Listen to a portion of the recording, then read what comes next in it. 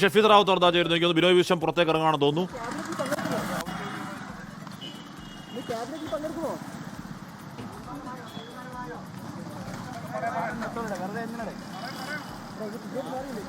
എന്തായാലും ഇപ്പൊ അദ്ദേഹം പ്രതികരിക്കാൻ ഉദ്ദേശിക്കുന്നില്ല. ഒന്നും കേൾക്കാത്ത പോലെ ഇരിക്കുകയാണ് ബിനോയ് വിശ്വം.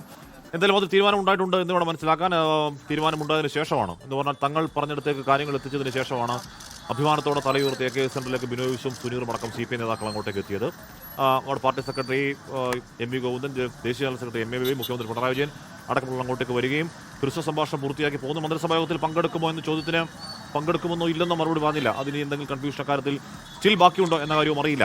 ഷെഫീദ് റാവത്ത് ചെയ്യുന്നു. ഷെഫീദ്, എന്തായാലും ഇപ്പോൾ ഒന്നും പ്രതികരിക്കേണ്ട എന്നാണ് ബിനോയ് വിശ്വത്തിന്റെ തീരുമാനം AK സെന്ററിൽ നിന്ന് ഇറങ്ങിയതിനു ശേഷം, അല്ലേ? ഭാഗത്തുണ്ടായ തീരുമാനമാണ് മാധ്യമങ്ങൾ. ഉറപ്പായിട്ടും, അതായത് രണ്ട് പ്രധാനപ്പെട്ട ചോദ്യങ്ങൾ നമ്മൾ ഇതുമായി ബന്ധപ്പെട്ട് ഉന്നയിച്ചു. ഷെഫീദ് പറയൂ.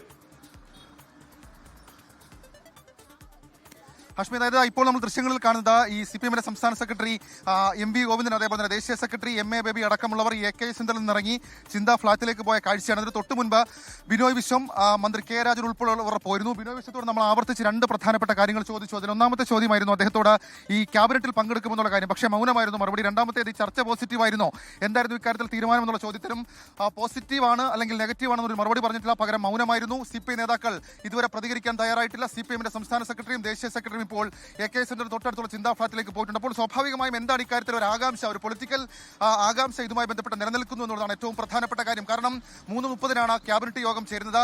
ഈ ക്യാബിനറ്റ് യോഗം ബഹിഷ്കരിക്കുന്നു എന്നുള്ളതായിരുന്നു CPIയുടെ ആദ്യ തീരുമാനം. എന്നാൽ അതിനുശേഷമാണ് വളരെ പ്രധാനപ്പെട്ട നീക്കങ്ങൾ, CPM ഭാഗത്തുനിന്ന് സമവായ നീക്കങ്ങൾ ഉണ്ടാകുന്നതിൽ ഏറ്റവും ശ്രദ്ധേയമായ നീക്കമായിരുന്നു ഇന്ന് രാവിലെ മുതൽ നടന്ന കാര്യം. ഒരു ഉപാധി, അതായത് ഇന്നലത്തെ ചർച്ചയിലൊക്കെ ഒരു ഉപാധി CPI മുന്നോട്ട് വെച്ചപ്പോൾ ഇന്ന് CPM ആകട്ടെ അക്കാര്യത്തിൽ പൂർണ്ണമായും ഒരു അയഞ്ഞു കൊടുക്കുന്ന സമീപനമായിരുന്നു സ്വീകരിച്ചത്. അതിൽ ഏറ്റവും പ്രധാനപ്പെട്ട കാര്യം ഈ ധാരണാപത്രത്തിൽ നിന്ന് പിന്നോട്ട് മാറുന്നു എന്നുള്ള കാര്യം കേന്ദ്രത്തിന് കത്തയച്ച് അറിയിക്കാം, അതിലെ നീക്കങ്ങൾ നടത്താമെന്നുള്ളതായിരുന്നു CPM മുന്നോട്ട് വെച്ച സമവായ നീക്കം. ആ സമവായ നീക്കത്തിൽ ചർച്ചകൾ നടന്നു. അല്പസമയം മുൻപ് CPIയുടെ സംസ്ഥാന നേതാക്കൾ ഇവിടേക്ക് എത്തി, AK സെന്ററിലേക്ക് എത്തി. മുഖ്യമന്ത്രി അടക്കമുള്ള നേതാക്കളുമായി മുഖ്യമന്ത്രി അടക്കം കൂടിക്കാഴ്ച നടത്തി.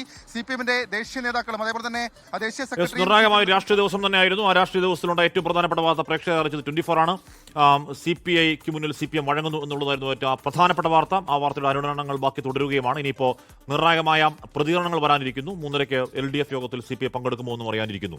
ലോകത്തെവിടെയായാലും ഏത് സമയത്തും 24 വാർത്തകളും ഓഗ്മെന്റഡ് റിയാലിറ്റി പാക്കേജുകളും എക്സ്പ്ലെയിനറുകളും വിശദമായി കാണാൻ ഞങ്ങളുടെ YouTube ചാനൽ നിങ്ങൾക്ക് സബ്സ്ക്രൈബ് ചെയ്യാം.